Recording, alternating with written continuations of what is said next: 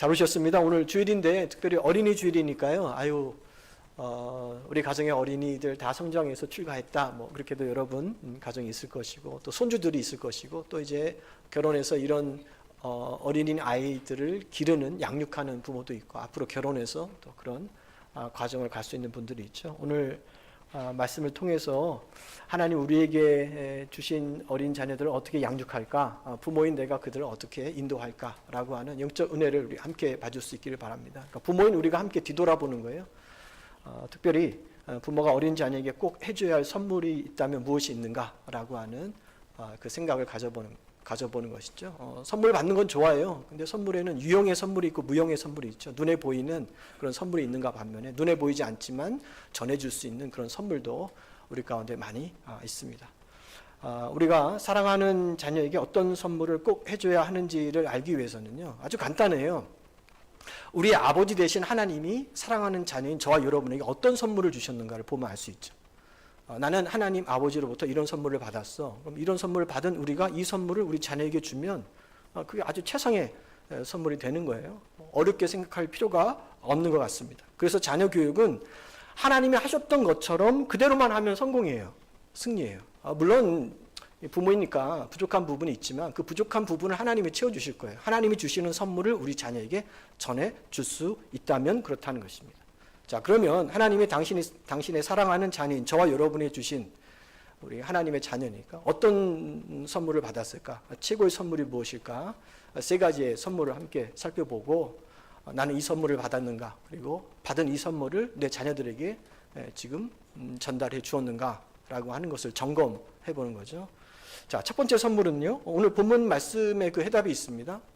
요한복음 3장 16절을 다시 한번 영상으로 우리 한번 볼까요? 잘 보세요. 하나님이 세상을 이처럼 사랑하사 독생자를 뭐 하셨으니? 주셨으니가 받은 거잖아요, 저와 여러분. 하나님 앞에 받았어요. 근데 뭘 받았어요? 독생자 예수 그리스도를 받았어요. 선물이죠. 그 받은 이유는 그 예수님을 믿는 자마다 멸망하지 않고 영생을 얻게 하려 하십니다. 독생자 예수님을 받아서 우리로 하여금 영원한 생명을 얻게 하시는 그 선물을 저와 여러분이 받았습니다.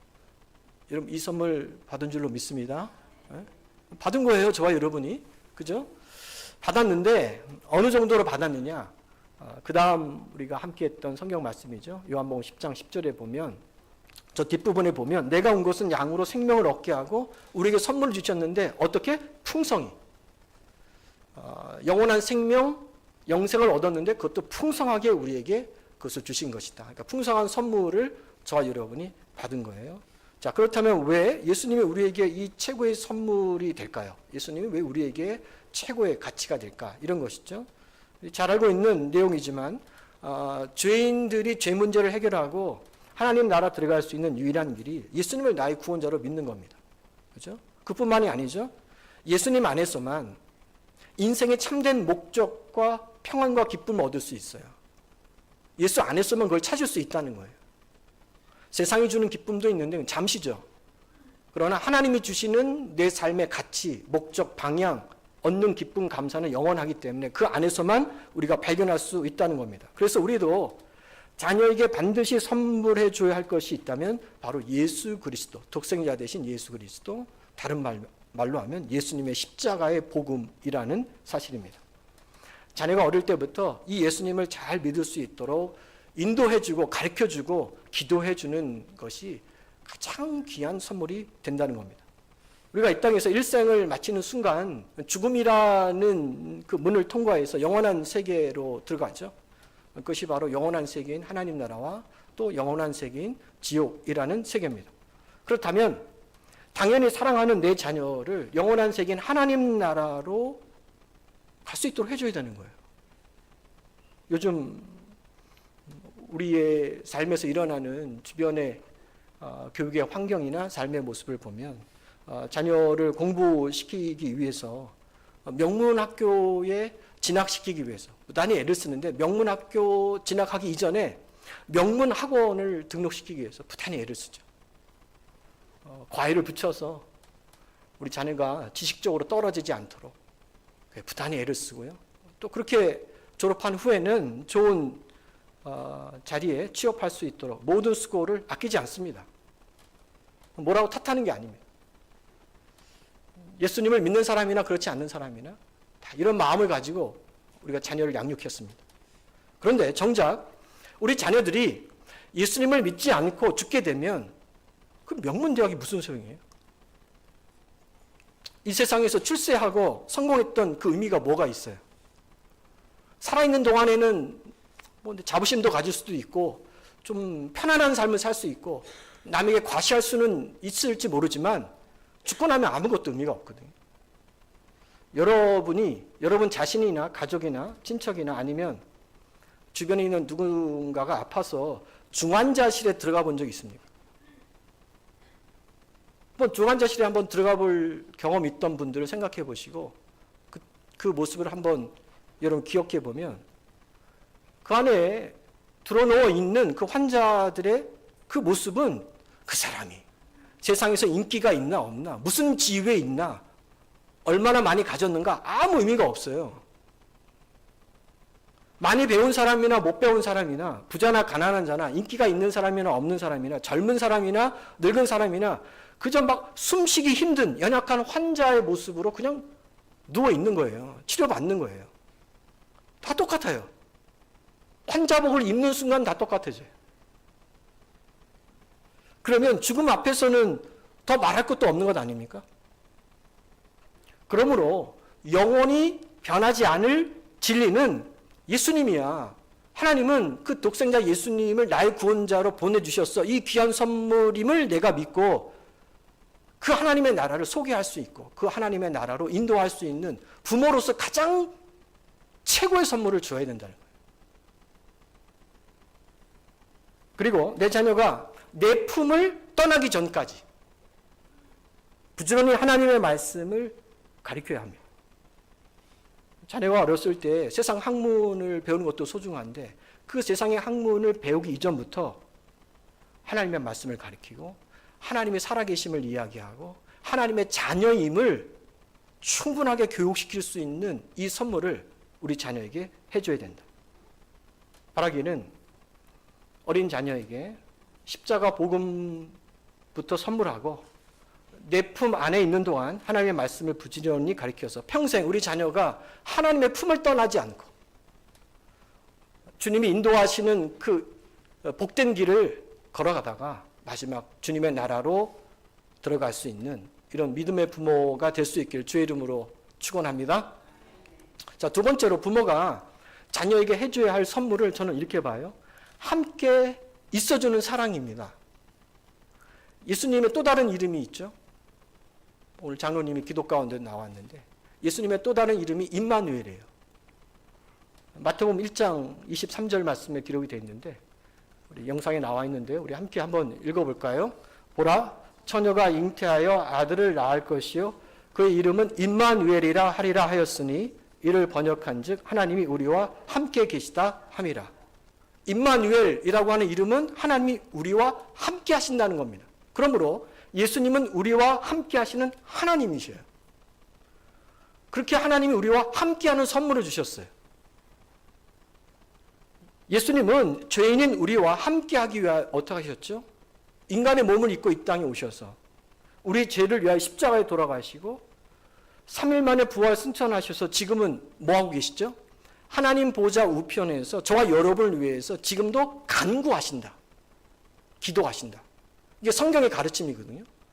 이 사실을 사도 바울은 로마서 8장 33절에서 이렇게 기록했습니다. 자, 화면에 이 말씀도 우리 함께 우리 합독으로 받도록 하겠습니다. 누가 정죄하리요? 죽으실 뿐 아니라 다시 살아나신 이는 그리스도 예수니 그는 하나님 우편에 계신 자요 우리를 위하여 간구하시는 자신이라. 보세요. 주님의 사랑은 우리를 홀로 두는 게 아닙니다. 함께 해주는 사랑입니다. 그 사랑을 받았고 그 사랑 가운데 저와 여러분이 있어요. 그러면 우리도 자녀에게 예수님처럼 함께 해주는 사랑을 제공하는 것이죠. 제가 그동안 목회하면서 느끼는 것 중에 하나가 저와 여러분의 신앙의 성장에 있어서 정말 중요한 것이 안정적인 정서적 기반이라는 것. 이 안정적인 정서적 기반은 우리 정신 건강에도 신앙 성장에도 너무나 중요해요. A라는 성도가 있고 B라는 성도가 똑같이 신앙생활을 시작했고 신앙 훈련을 받아도 정서적으로 안정되어 있고 탄탄한 성도가 그 성장 속도가 빠르고요. 더 많은 열매를 얻습니다. 그러나 그 정서가 불안해요. 자존감이 낮아요. 그러면 신앙의 성장이 없는 것은 아닌데 그 속도가 느려요. 그리고 신앙의 기복이 심합니다. 주위 사람들과 건강한 관계에 맺기도 어려워하고요. 예배도 드리고 모임도 하는데 잘 어울리지도 못하고요. 그러니까 시험에 자주 빠져요. 사탄 공격에 훨씬 더 취약하다는 거죠. 그러므로 부모는 자녀의 정서가 아주 잔잔한 호수와 같이 안정되도록 잘 해줘야 하는데, 그렇게 양육해줘야 하는데, 그 안정된 정서에 가장 큰 영향을 미치는 것이 부모가 자녀에게 함께 해주는 사랑이라는 거예요. 이게 자녀의 정서적 건강에 너무나도 결정적인 중요한 역할을 함을 많은 심리학자들도 상담가들도 우리에게 알려줍니다. 이걸 좀 더 구체적으로 말씀드리면 자녀가 어릴 때요, 엄마의 따뜻한 품을 선물해 줄 수 있어야 돼요. 엄마의 따스한 그 체온과 손길, 그리고 신앙적으로 보면 엄마가 그 자녀에게 불러줄 수 있는 찬송, 엄마가 들려주는 성경 말씀, 엄마의 기도 소리보다 아이에게 더 정서적으로 안정감을 주는 환경이 없습니다. 최고입니다, 이게. 제가 자녀 셋을 키우면서 깨달은 것 중에 하나는, 아이가 어렸을 때는요, 아빠보다는 엄마가 더 필요하다는 거예요. 좀 씁쓸하지만 인정할 수밖에 없는 사실이에요. 물론 예외인 경우도 있어요. 엄마가 너무 예민해. 엄마가 너무 거칠어요. 또 엄마가 너무 차가운 반면에 아빠가 따뜻하고 섬세해서 자녀가 아빠를 더 따르고 아빠와 더 많이 소통하는 경우도 드물게 있습니다. 없는 건 아닙니다. 그러나 대개는 자녀들이 엄마를 더 좋아합니다. 그래서 어렸을 때 보면 우리 집 아이도 집에 들어오면 제일 먼저 엄마부터 찾아요. 저를 찾지 않습니다. 집에 들어왔는데 제가 있으면 투명인간 취급해요. 엄마 찾아요. 저한테 물어요. 엄마 어딨냐고 물어요. 근데 재밌는 게 저도 그래요. 저도 집에 들어가면 아이들 찾지 않습니다. 아내부터 찾습니다. 여러분 어떠세요? 남자분들. 집에 들어가면 누구부터 찾나요? 아무리 전망이 좋은 비싼 아파트에 살지라도, 아무리 우리 집에 비싼 장난감들이 많이 쌓여있다 할지라도 어린 아이에게 있어서 엄마가 없는 집은 그저 썰렁한 공간입니다. 어린 자녀에게 엄마는 그런 존재예요. 엄마가 곧 따뜻한 집과도 마찬가지다. 근데 오늘날 현실은 어떨까요? 함께 벌어야 하는 그 시대가 되면서부터 부모의 부재 속에서 자란 자녀들이 많이 나오게 되는 것을 우리가 보게 되죠. 어린이집 선생님, 유치원 선생님 참 좋아요. 사랑 있는 그런 선생님들 만나는 것도 복이죠. 할머니, 할아버지들의 사랑을 받고 관심을 받는 것도 참 소중하지만, 근데 죄송스럽지만 엄마를 대신할 수는 없어요. 그냥 아이를 봐줄 수는 있어요. 그러나 엄마와 같은 사랑으로 대할 수는 없어요. 그러니 아이들이 정서적으로 불안한 환경과 그 삶을 살아갈 수밖에 없는 거예요. 게다가 엄마 아빠가 퇴근하고 집에 있는 그 잠깐의 시간조차 서로 싸운다면 그 아이의 정서는 최악이죠. 부모의 부재에 부모의 불화까지 겹치면 자녀의 정서는 다 깨지는 거예요. 건강한 아이로 성장하기가 힘든 겁니다. 동물의 세계를 보세요. 동물들도 새끼 때는 반드시 함께 해줍니다. 그때는 어미가 목숨 걸고 새끼를 옆에서 지키고 보호해줘요. 그러다가 새끼가 홀로 설 때 되면 아주 냉정하게 독립시키죠. 더 이상 품지 않습니다. 동물들도 이렇게 새끼와 함께 해줘야 할 때와 독립시켜야 할 때를 아는데 사람은 의외로 이걸 잘못합니다. 그래서 항상 엇박자가 나요. 어린 자녀가 정말 부모로 필요할 때는 없다가 나중에 커서 정말 독립시켜야 할 때는 독립을 못 시켜요. 진짜 부모가 필요할 때는 정신없이 돈을 벌고 경력을 쌓고 세상에서 일하다가 자녀가 이제 성장해서 독립해야 할 그때가 되면 마음으로 심적으로 자녀를 내놓지 못하는 거죠. 제가 TV 프로그램을 보다가 다 컸는데 안 나가요 라는 프로그램이 있더라고요. 그걸 다 본 건 아닙니다. 제목을 보는데 마음에 탁 꽂히더라고요. 다 컸는데 안 나간대. 완전히 엇박자로 우리 자녀들이 지금 자라고 있는 거죠. 여러분 잊지 마세요. 자녀들의 정서적인 불안의 주된 요인은 궁핍이나 가난이 아닙니다. 더 좋은 아파트나 환경에 살지 못해서 우리 아이들의 정서가 불안해지는 것이 아니라 부모를 필요하는 시기에 함께 주는 사랑을 덜 주거나 안 주었기 때문에. 자녀가 부모에게 효도할 때도 다 때가 있다 이런 말을 하죠. 자녀가 효도하도록 부모가 기다려주지 않는다 이런 말일 겁니다. 근데 부모 역시도 마찬가지입니다. 자녀와 함께 있어 주는 것도 다 때가 있어요. 그 때가 길지 않아요. 제 자녀를 키워보니까 초등학교 고학년, 중학교 1, 2학년만 돼도 부모의 품을 떠납니다.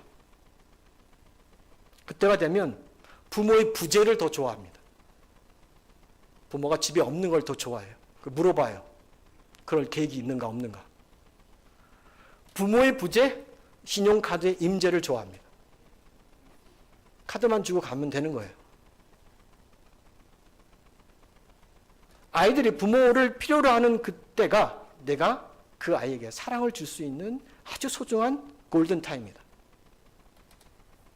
그 소중한 때를 세상의 돈과 명예와 바꾸지 않기를 바랍니다. 물론 가정마다 특별한 상황이 있을 거예요. 제가 말씀드린 것은 그냥 보편적인 일반적인 상황을 이야기하는 것이고 여러분의 가정의 환경과 조건과 여러 가지 주변적인 것으로 인해서 여기와 적용되지 않는 경우도 물론 있을 겁니다. 그럼에도 불구하고 바라기는 부모가 어린 자녀에게 꼭 해줘야 할 선물이 함께 해줄 수 있는 사랑임을 깨닫고 우리 자녀들에게 임마누엘 되신 하나님 우리와 함께 하신 것처럼 우리도 우리 자녀에게 그런 함께하는 그런 사랑과 또 그 복을 나눠주는 우리 부모가 될 수 있기를 주의 이름으로 축복합니다. 마지막이죠. 마지막으로 부모가 자녀에게 어떤 선물을 줘야 할까요?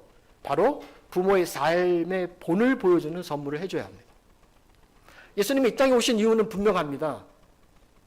바로 저와 여러분의 영혼을 구원시키기 위하여, 영원한 생명을 주기 위하여 이 땅에 오셨죠. 그러나 예수님이 오신 목적은 그것만이 아닙니다. 이 땅에 오셔서 하나님의 자녀로 어떤 삶을 살아야 하는가를 친히 본으로 우리에게 보여주시는 그 이유도 있습니다. 이 땅에 오셔서 너희는 기도는 이렇게 해야 돼. 용서하는 삶은 이렇게 살아야 돼. 섬김이라는 것은 이런 거야. 봉사라는 이런 거야. 예배라는 이런 거야. 라고 하는 친히 예수님이 우리의 신앙생활, 삶의 모든 모습을 보여주셨습니다. 그리고 제자들에게 이런 말씀 하시죠.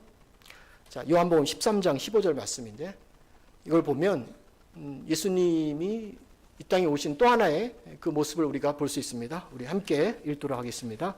내가 너희에게 행한 것 같이 너희도 행하게 하려 하여 본을 보였노라. 주님이 이 땅에 오셔서 말씀으로만 제자에게 가르친 것이 아니라 뭐 하셨다고요? 본을 보여주신 거예요. 본보기가 되신 겁니다. 모델이 되신 겁니다.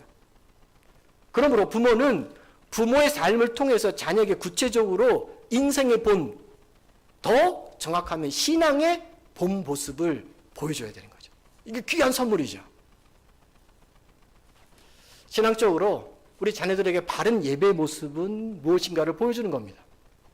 자녀가 내 품 안에 있을 때 막 껌딱지처럼 떨어지지 않고 부모를 쫓아다닐 때 내 옆에 놓고 예배의 본을 보여주는 거예요. 예배는 이렇게 드리는 거야. 하나님께 찬양은 이렇게 하는 거야. 하나님 앞에 감사는 이렇게 하는 것이지. 교회를 사랑하고 섬긴다는 것은 이런 거야. 기도할 때 하나님의 응답은 이렇게 일어나. 너 인생에 어려움이 있을 때 믿음으로 이렇게 지키고 나가야 돼. 너는 내 자녀가 아니야. 너는 하나님의 아들이고 딸이야. 너가 이 세상에 살지만 하나님의 백성, 천국의 시민이라는 이 사실을 놓치지 말고 살아가야 돼. 이게 다 우리가 부모로서 우리 자녀에게 보여줘야 할 신앙의 본보기예요. 이 선물을 줘야 합니다. 부모인 우리도 연약하게 이걸 완벽하게 보일 수는 없겠죠. 그러나 그렇게 해야 된다라고 하는 그 분명한 목적을 놓고 여러분이 그런 삶을 자연스럽게 나타낸다면 성령이 도우십니다. 불완전한 우리의 삶이 우리 자녀에게 나도 앞으로 이런 삶을 살아야 하는구나 라는 사실을 깨달아 알게 하고 그 삶을 지켜나갈 수 있도록 역사해 주시는 거죠. 이런 삶의 모습을 우리 자녀에게 보이기 위해서 우리 교회가 매달 마지막 주일에 온 가족 예배를 함께 드리는 거예요. 부모가 자녀를 옆에 앉혀놓고 예배 드리는 모습을 제가 강단에서 보면 제 마음이 참 기쁘고 감사해요. 즐거워요. 하나님은 더 크시겠죠. 그러면서 한편으로 한 걸음 더 나가서 이런 상상도 해보는 거예요. 우리 교회 수요일밤 예배가 있는데 한 달에 한 번 드리는 에스라 금요 저녁 철야 기도회도 있고 월삭 새벽 예배도 있는데 이때 단 그 한 달에 한 번 드리는 이때라도 우리 전 세대가 모여서 어린 자녀들이 모여서 예배하면 하나님이 얼마나 기뻐하실까? 생각을 해보는 거죠. 상상해보는 겁니다. 바라기는 앞으로 자녀들과 더불어 예배드리는 은혜가 우리 명동교회 여러분의 가정에 풍성하게 임하기를, 이 귀한 선물을 우리 부모의 신앙의 모습으로 전해줄 수 있기를 주의 이름으로 축원합니다. 우리가 지금 10,000시간 기도회를 함께 진행 중에 있죠. 오전에 나와서 예배당에서 기도하는 분도 있을 것이고 오후에 나와서 기도하는 분도 있을 것이고요. 저녁 타임에 오셔서 기도하는 분도 있을 것이고, 그런 환경이 되지 않으면 여러분의 가정에서 기도하는 분도 계실 겁니다. 그러면서 이런 상상을 해봐요. 우리 아이들이 학교에서 집으로 올 때 이 지역에 사는 분들이겠죠. 부모가 우리 자녀를 맞이할 때 또는 할머니 할아버지가 그들을 이렇게 만날 때 그 아이 손을 잡고 이 예배당에 올라와서 단 몇 분만이라도 기도하면 얼마나 좋을까. 우리 자녀들이 엄마의 그 기도 소리를 옆에서 듣는 거죠. 할머니의 기도 소리, 할아버지의 기도 소리. 간식 먹고 학원 가. 그보다도 더 소중한 단 몇 분만이라도 손주들의 손을 잡고 주님의 이름으로 기도하고 축복하는 그 모습 자녀가 보거든요. 배우는 거거든요. 이게 살아있는 기도의 삶의 모습을 선물로 주는 거예요. 하나님의 은혜는 멀리 있는 곳이 아닙니다. 우리 삶의 바로 그런 가까운 곳에서 내가 어떤 삶의 모습으로 보이는가, 그 통로를 통해서 하나님 우리에게 은혜를 주시는 거예요. 금요일 노방전도 해요. 그때도 이런 생각을 해봐요. 우리 자녀들이 단 몇 분만이라도 부모와 함께 전도하면 그 삶의 전도가 무엇인지를 정말 배울 수 있겠구나. 사랑하는 아들아 딸아, 우리 주님은 부끄러워할 대상이 아니야. 자랑스럽게 여겨야 할 분이셔. 세상을 향하여, 너 친구를 향하여, 이 시대를 향해서 정말 하나님의 살아계심을, 하나님의 그 놀라운 은혜가 무엇인지를 당당하게 선포하고 전해야 돼 라고 하는 전도의 본을 보여주는 것이 이 아이들이 나중에 그들의 삶을 통해서 하나님 나라가 확장되어지고 주님의 복음으로 쓰임받을 수 있는 자녀로 주님이 이끌어 주시는 거예요. 자녀를 앉혀놓고 이론으로 5번, 10번 가르친다 해도 그 이론으로 아이들이 배우지 않습니다. 내가 직접 그 아이 손을 잡고 함께 해줄 때, 내 신앙의 모습으로 그들에게 남겨놓을 때 그 자녀들이 그 귀한 길을 걸어가는 겁니다. 자녀는 부모의 뒷모습을 보고 자란다라는 말이 있습니다. 이 말은 자녀 교육에 있어서 부모의 말보다 행동해 줌이 훨씬 더 중요하다라는 뜻일 겁니다. 우리 자녀는요, 부모가 말한 대로 따라가는 것이 아니라 보여준 대로 합니다, 여러분. 말한 대로 되면 자녀 교육하는 게 뭐가 어렵겠어요? 말한 대로 다 따라주면 뭐 속상할 일이 있겠어요? 말한 대로 안 돼요. 내가 보여준 대로 그 자녀가 생각하게 돼요. 그 자녀가 자신의 삶을 돌아보며 변화시킬 수 있는 은혜가 임하게 됩니다. 자신은 수시로 예배에 빠지면서 자녀에게는 하나님 잘 믿으라고, 교회 잘 다니라고, 마음을 다하고 뜻을 다하고 성품을 다해서 하나님 사랑하라고요? 그렇게 말할 수 있어요? 그렇게 말해봐야 그 말로는 자녀들의 삶에 선한 영향력을 미치지 못합니다. 이율 배반적이잖아요. 부모는 주일을 빠지면서 자녀에게 예배 잘 드리고 교회 빠지지 말라고 내가 어떻게 이야기해요? 가정에서의 자녀 교육이 제대로 서 있지 않는데 교회 교육이 제대로 바라기를 바라는 것은 있을 수 없는 일입니다. 교회에서는 주일날 한 번 만나요. 나머지 시간은 여러분의 가정에서 이루어지는 거예요. 그래서 어린이 주일을 맞이해서 부모인 우리가 자녀에게 믿음의 본이 되는 삶을 살고 있는가 뒤돌아보는 거죠. 아, 부족했구나. 많이 연약했구나. 다시 새롭게 해야지. 부모인 내가 힘들더라도 이 땅에 우리 자녀가 승리의 길을 걷기 위해서는 내가 그런 모습을 남겨놔야지. 그 다짐이죠. 히브리서 11장 4절에 보면 아벨의 믿음을 이렇게 기록했어요. 우리 잘 알고 있는 말씀인데 중요한 건 뒷부분입니다. 이 말씀을 함께 우리 합독으로 함께 읽도록 하겠습니다. 믿음으로 아벨은 가인보다 더 나은 제사를 하나님께 드림으로 의로운 자라 하시는 증거를 얻었으나 하나님이 그 예물에 대하여 증언하심이니라. 그가 죽었으나 그 믿음으로써 지금도 일말하느니라. 잘 보세요. 뒷부분에 보면 아벨은 죽었어요.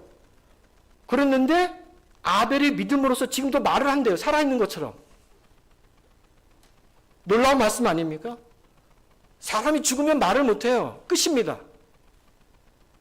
죽어서 이 세상에 없지만 그 사람이 이 땅에 살면서 보여주었던 신앙의 유산과 간증은 고스란히 그 후손에게 지금 살아계신 것처럼 우리에게 말을 해준다는 거예요. 간증이 된다는 겁니다. 그러니까 저희 여러분 죽어서 끝난 게 아니에요. 죽음 이후에도 끊임없이 우리 자녀에게 후손에게 뭔가를 계속 상기시켜주고 이야기해주는 겁니다. 제가 장례 예배를 인도할 때 목사에게 뭔가 할 말을 남겨주고 돌아가신 성도가 감사하더라고요. 이게 무슨 말이냐? 예를 들면 이런 거죠. 자, 오늘 소천하신 모 집사님은요, 살아생전에 정말 기도의 본을 보이셨던 기도의 일꾼이었습니다. 그분은요, 늘 매일 기도의 자리에 오셔서 나라를 위해서 기도하시고, 교회를 위해서 기도하시고, 이웃을 위해서 기도하시고, 가정을 위해서 기도하시고, 선교지를 위해서 기도하셨던 분이십니다. 바로 그렇게 사셨던 분이 오늘 평안하게 주님의 부르심을 받았습니다. 신앙의 후배들이자 후손인 우리도 그분을 본받아서 이 믿음의 길, 특별히 기도의 길을 신실하게 걸어갈 줄 믿습니다. 라고 할 말을 남겨주는 성도가 고맙다는 거예요. 오늘 소천하신 모 권사님은 살아생전에 섬김의 본을 보여주신 분입니다. 천사 같은 분이시죠. 늘 자기 것을 아끼지 않고 교회를 위해서, 어려운 지체를 위해서 섬기셨던 그분이 오늘 하나님의 부르심을 받고 주님의 품에 안기셨습니다.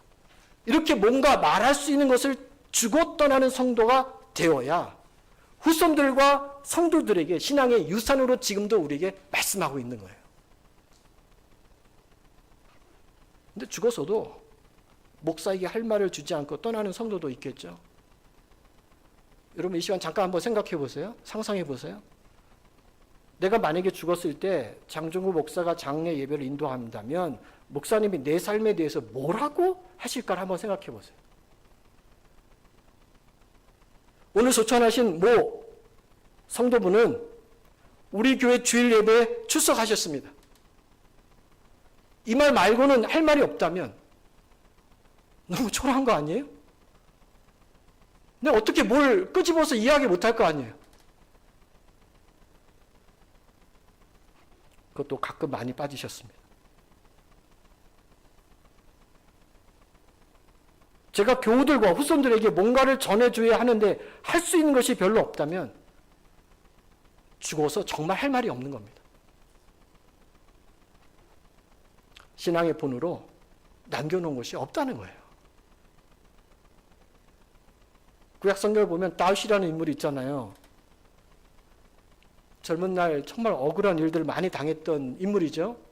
대표적인 일이 자신의 장인이고 섬겼던 그 왕이 다윗을 시기 질투함으로 그 황금기의 그 젊은 시절 한 10여 년을 광야 도피 생활을 하잖아요. 마음으로 한이 있을 거예요. 복수심이 있을 겁니다. 그런데 다윗이 그 사울을 용서하거든요. 죽일 기회가 2번이나 있었지만 죽이지 않고 용서합니다. 더 놀라운 것은 나중에 사울 왕이 길보아산 전투에서 죽어요. 근데 다윗이 가서 그 시신을 다 수습해요. 장례를 잘 치러줘요. 거기까지만 해도 훌륭한 거죠. 그런데요, 후손에게 이 사울 왕을 기리며 애가를 지어요. 슬픔의 노래. 그리고 후손들에게 그 애가를 부르도록 이야기합니다. 원수는 이렇게 사랑하는 거야 라고 하는 것을 그 삶의 신앙의 본으로 남겨놓은 거예요.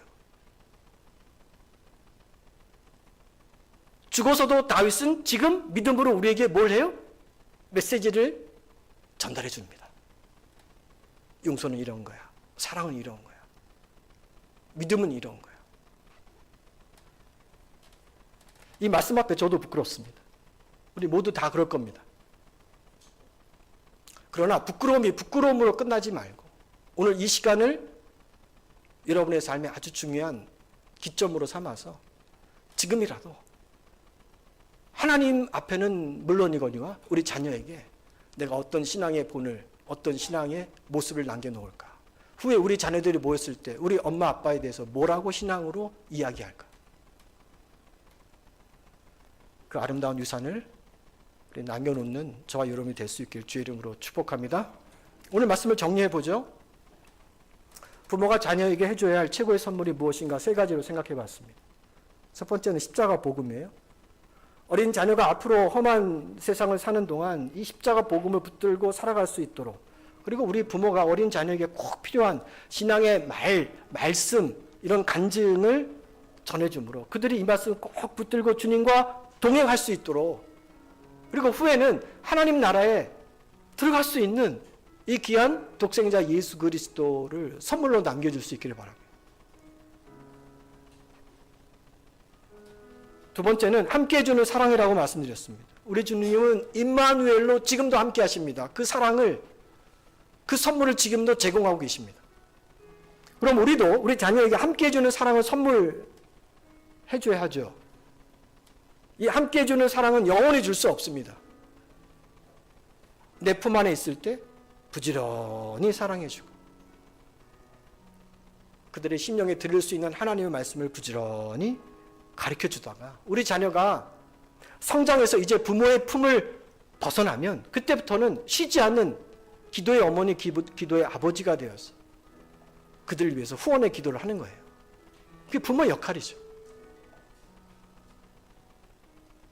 마지막으로 너무나 소중한 것, 저와 여러분의 본보기 되는 삶, 신앙의 그 본을 유산으로 남겨놔야 합니다. 부모가 예수님 참 잘 믿었어. 그거 하나만큼은 정말 우리 부모님 최고야. 이런 행복한 모습을 보여줘야 자녀가 나중에 결혼과 가정에 대해서 아주 좋은 그 이미지를 갖는 거예요. 생각을 하는 거죠. 나도 나중에 아빠와 같은 사람 만나고 싶고 엄마와 같은 사람 만나서 결혼해야지. 그래서 이런 가정을 내가 이뤄봐야지 라고 하는 생각, 꿈을 가질 수 있는 거죠. 그런데 교회를 다니는 부모가 집에서는 잘 보이지 않아요. 어쩌다 보이면 서로 다투고 싸운다면 그 자녀가 뭘 볼까요? 뭘 배울까요? 뭘 생각할까요? 뭘 꿈을 꿀까요? 우리 부모의 신앙이 이 정도라면 나는 그런 교회, 그런 신앙 갖고 싶지 않아.